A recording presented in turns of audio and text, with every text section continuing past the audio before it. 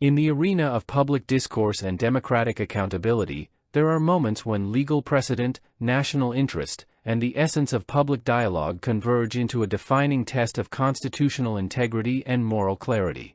The case of Kilmar Abrego Garcia has become such a moment. At the heart of this unfolding narrative lies not just one man's contested immigration status, but a broader clash between sovereign enforcement, judicial interpretation, and the increasingly confrontational tone of media narratives. And in this instance, the nation's highest court, the executive branch, and the public are engaged in a multifaceted discussion over where power rests, what obligations we hold, and how truth is filtered through competing lenses. To understand this issue, we must return to its legal roots. Would you answer that question also, Perez? So, Pam mentioned he's an illegal alien from El Salvador. So, with respect to you, he's a citizen of El Salvador. So, it's very arrogant even for American media to suggest that we would even tell El Salvador how to handle their own citizens as a starting point. As 2 immigration courts found that he was a member of MS-13. When President Trump declared MS-13 to be a foreign terrorist organization, that meant that he was no longer eligible under federal law, which I'm sure you know, you're very familiar with the INA, that he was no longer eligible for any form of immigration relief in the United States. So he had a deportation order that was valid, which meant that under our law, he's not even allowed to be present in the United States and had to be returned because of the foreign terrorist designation. This issue was then, by a district court judge, completely inverted, and a district court judge tried to tell the administration that they had to kidnap a citizen of El Salvador and fly him back here. That issue was raised to the Supreme Court, and the Supreme Court said the district court order was unlawful, and its main components were reversed 9-0 unanimously, stating clearly that neither Secretary of State nor the President could be compelled by anybody to forcibly retrieve a citizen of El Salvador from El Salvador, who again is a member of MS-13, which, as I'm sure you understand, rapes little girls, murders women, murders children, is engaged in the most barbaric activities in the world, and I can promise you, if he was your neighbor, you would move right away. So you don't plan But to the ask Supreme Court is asking to, and what was the ruling in the Supreme Court, Chief? Was it 9-0? Yes, it was a 9-0 in our favor, against the district court rule, saying that no district court has the power to compel a foreign policy function of the United States.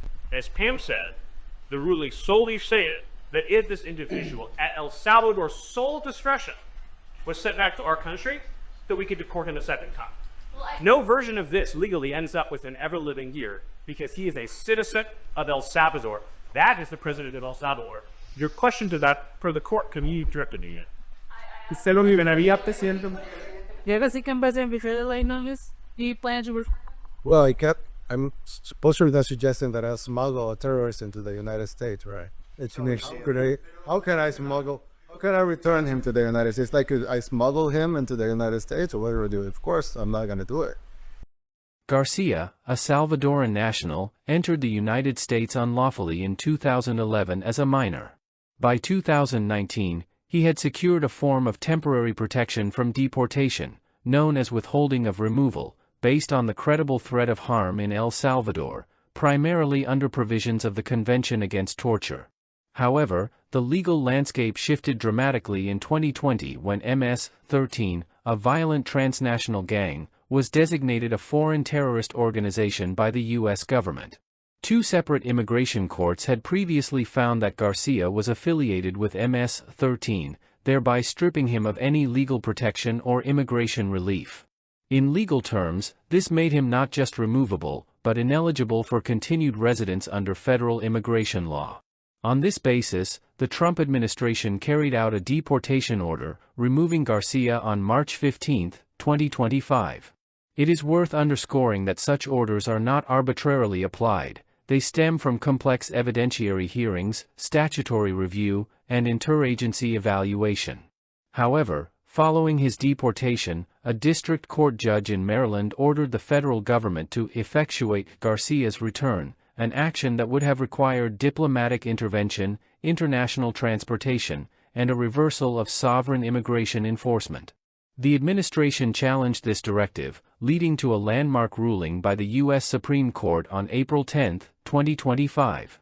In Noem vs. Abrego Garcia, number 24A949, the court unanimously, 9-0, sided with the executive branch, concluding that while the U.S. must facilitate Garcia's return if El Salvador releases him, it is not legally required, nor constitutionally permissible, for the judiciary to compel the executive to act in matters of foreign policy. This reaffirmed the long-standing principle that courts cannot override the president's discretion in international affairs. This decision is not merely a procedural victory, it is a statement about the foundational separation of powers, and a rebuke of overreach. In clear terms, the court rejected the idea that the U.S. government must actively retrieve a foreign national, especially one linked to a group deemed a terrorist threat. What followed was a fierce public debate, with former White House advisor Stephen Miller leading a critical clarification during a press briefing. In his words, "It is very arrogant even for American media to suggest that we would tell El Salvador how to handle their own citizens." He emphasized Garcia's gang affiliations, citing not only court determinations but the rationale behind MS-13's terrorist classification, an organization known for brutal acts of violence, including rape, murder, and trafficking. Critics were quick to counter, pointing to Garcia's lack of U.S. criminal charges and his family connections in Maryland, including a U.S. citizen spouse. However, a resurfaced 2021 domestic violence protective order filed by his wife complicates this defense. It's a reminder of the complexity of human behavior and how narratives can shift over time. The media's reluctance to include such history while portraying Garcia as a victim raises legitimate concerns about selective reporting and narrative engineering. President Trump, along with DHS Secretary Kristi Noem and Assistant Secretary Tricia McLaughlin, echoed the concerns about Garcia's danger to public safety. Their defense was not merely about one man, but the broader integrity of immigration enforcement, national security, and judicial boundaries.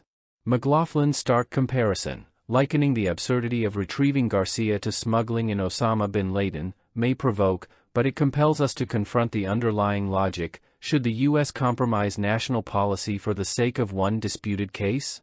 Salvadoran President Nayib Bukele, when asked whether he would assist in returning Garcia to the U.S., responded bluntly, "Of course I'm not going to do it. How can I smuggle him into the United States?" That statement, while casual in tone, captures the sovereign dignity with which each nation must approach such matters.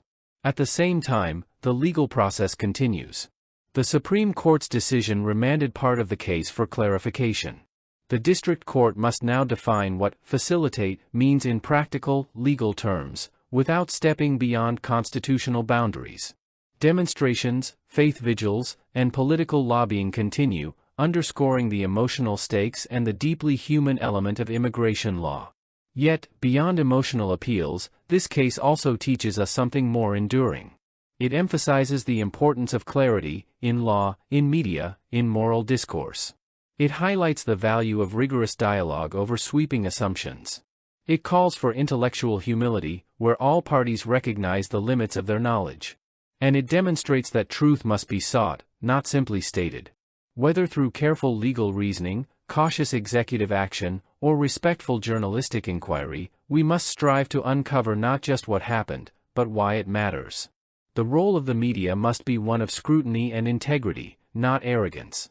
The role of the judiciary must be to interpret, not dictate foreign affairs. And the role of the executive must be to enforce the law faithfully, protect the citizenry, and uphold the sovereignty of the nation. In a democracy rooted in the rule of law, each branch must act within its lane. Immigration policy, particularly where national security is involved, cannot be treated as a mere humanitarian exercise without cost or consequence.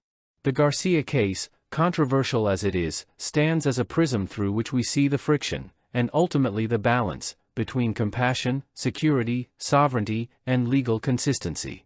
In closing, let us not forget that law is not a mechanism for opinion, but a structure built upon tested principles. In preserving its integrity, we do not just defend a policy, we uphold a republic. Thank you.